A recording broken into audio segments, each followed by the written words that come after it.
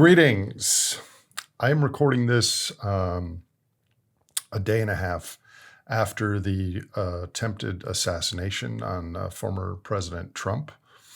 In the intervening 2 days, I've learned a lot about myself, and I've learned a lot about my fellow citizens, left, right, north, south, young, old. Wow, some fascinating observations. I think this was, as my friend Jordan says, an inescapable cultural cleaving event. And everyone had to make sense of what happened. And there does feel to be a sea change in our culture. Something shifted.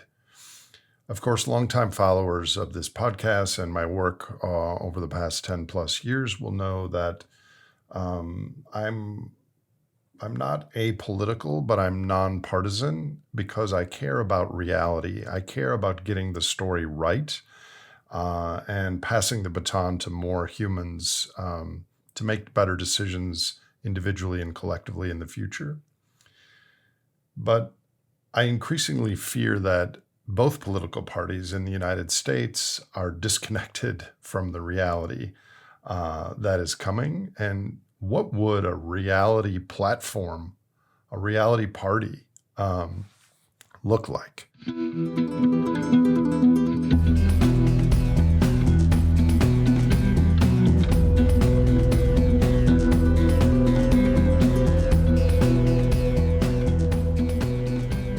So I want to start by, instead of having people agree on reality, what would be some things that the majority of people in this nation would agree on? And I start with not values, but just preferences. I think we would agree that we like quiet sunsets with people we love and sunrises filled with birdsong. I had a wren singing out my window for an hour this morning. We like healthy food and clean water. We like to feel safe and walk our dog or our daughter around the block or in a forest. We like the smell of babies fresh out of a bath or freshly washed linen or the air before a rainstorm or the garlic, cumin, and onion in beans that my girlfriend makes. Maybe you all wouldn't like that, but I think most people should like that. We like humor and cleverness and novelty and stories. We like the freedom to choose what we want to do. We don't want to be told or constrained. We like watching an NFL football game and then taking a nap on a Sunday afternoon on a crisp October day. We like our dogs or our cats because they're part of our family. We like Dave Matthews concerts on a summer evening near Milwaukee or on a Saturday night listening to 70s love songs with some wine. Again, maybe I'm getting too personal on the things I like. We like seeing old friends and sharing stories about our lives. I've got two of my best friends from high school and college coming to see me this weekend. We love our children, our dogs, our land, our family reunions. I think these things transcend politics, and I think we can all agree, not only in the United States, but most people like these things. So underneath these preferences are values, which do have political leanings. This is where we've never really agreed. And this disagreement, because of AI, because of technology, because of polarization, because things are getting tougher, is widening. So these things are like women's rights and abortion, fairness, equality, rule of law, fiscal responsibility, immigration, climate change, environmental justice, the right to bear arms, free markets, eradicating poverty, the right to life, etc. I mean, these are some of the core values and issues in the political parties today in the United States. All of these values and all of the preceding preferences evolved during the upslope of the carbon pulse, where it was okay to have political differences because this surplus of carbon productivity allowed for so much contention to coexist. But reality, and it was over 10 years ago, it was 14 years ago that I named my class Reality 101. Reality doesn't care about political affiliation, nor does it care about preferences or values. And I've come to understand there's a difference between observing and describing our reality and suggesting what sort of political policies or platforms might be appropriate to facing it. My work, I keep trying to do the former in hopes that more people will coalesce around the latter. So with that backdrop, what might be some core bipartisan observations about our reality? Here is a short list. Each of these could be a 20-minute, frankly, on its own. I assume that those of you who've watched this before kind of understand where I'm going. Things aren't working for most people. A lot of people have very little savings, can't pay for healthcare. There's mental health issues. People have a lot of anxiety. They don't have good views of the future. And there's just a lot of uneasiness and concern about the future. People aren't as comfortable, as safe as they used to be, and things aren't really working. The Dow Jones Industrial Average, which we get on the end of the day on the talk show, the quote, that no longer represents success for most people. The bottom 50% of the population in the United States owns 1% of the stocks. The vast majority is owned by the top. The well-being of our citizenry with healthcare and safety and security is no longer represented by a financial metric. Energy is critical to our economies and our way of life. I think COVID and the Ukraine-Russia situation has opened our eyes a little bit to the importance of energy. And I actually paradoxically think that AI is going to raise awareness of oil depletion in a way that our former efforts never have. But we still think of technology and money as the driver of our progress and wealth, when technology and money sit on top of a giant pillar of energy and ecosystem services from the past. Drilling holes is not sustainable. Most of the inputs to our current global industrial system are non-renewable on human timescales.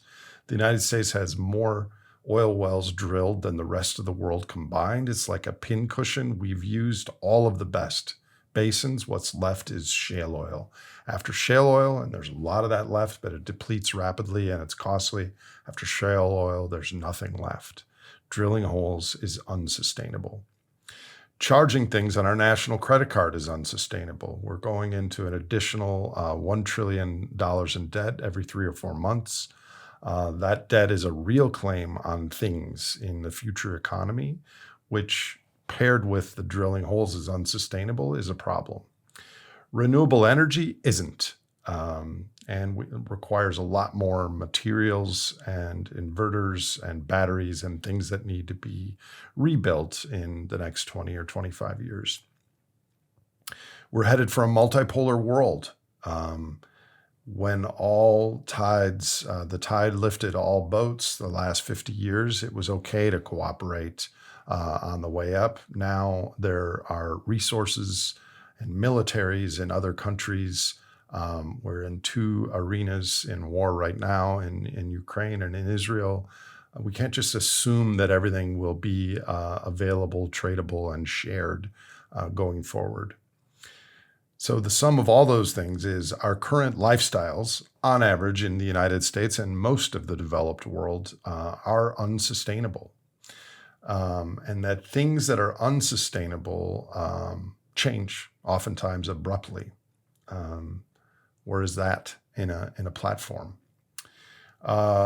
changing direction, but still part of a describable reality is humans are animals. We're mammals, we're primates, we're apes, and we are part of the web of life. And this is relevant to our individual and our cultural behaviors because we have a human nature that is combined with our culture, our human nurture. This is part of our reality. We can't change human behavior. We can change the cultural context and the consciousness and the choices of individual humans, but we do have a hardwired suite of prepared learning when we're born and wake up and find ourselves in this one-time anomalous period of the carbon pulse, where we're all trying to figure things out and make plans for an uncertain future. We're having a large and increasing impact on the biosphere and the stable ecosystems that humans evolved in. Most countries in the world believe in and are very concerned about climate change, except for maybe the United States. There's still a lot of people that think the climate has changed in the past and other stories. But just setting climate change aside, there are many other planetary boundaries that we are exceeding. I think most people, whether you're conservative or progressive, should be concerned that there are microplastics in mother's breast milk. There's microplastics in our bloodstream. Endocrine disrupting chemicals are having sperm count drop by 1 to 2% a year. We're losing insects 1 to 2% a year. The nitrogen cycle, the ocean currents are slowing. I mean, there are massive environmental impacts beyond climate change. And part of our reality is there are many creatures alive now and unborn who are being affected by the waste streams of the global human economic system. What else? After basic needs are met, which arguably, understandably, for a lot of people they are not, but after basic needs are met, most of the best things in life are free. And I think many people would agree with that, given their own recollection and introspection of their own histories. Technology will be critical to human futures, but technology is not a solution to all these things I've just described. It's part of a suite of solutions, but we tend to overly rely on it. We face a predicament, not a problem. A problem has a solution. A predicament has responses and things we can do to avert the worst. And there are many things that we can do that will make the future better than the default. But we face a predicament, the human predicament. What the human predicament is that we face is bipartisan. It's really nonpartisan, but neither party or their policies are going to be able to navigate what I refer to as the great simplification and related events alone. The best decisions ahead of us will be country over party. And that's reality.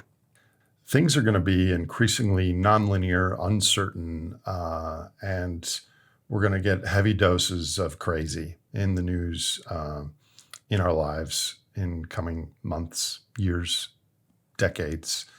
But in the end, I think we all care about pretty much the same things that I mentioned earlier. How can we cross-pollinate this care, this concern into different conversations that are generative towards an uncertain future? I don't know the answer, but I'm so frustrated that so many well-meaning individuals in our country, in our world, don't talk to each other and aren't part of this larger, deeper, more meaningful, more urgent, more critical conversation about reality. Much more to say on this. I will talk to you next week.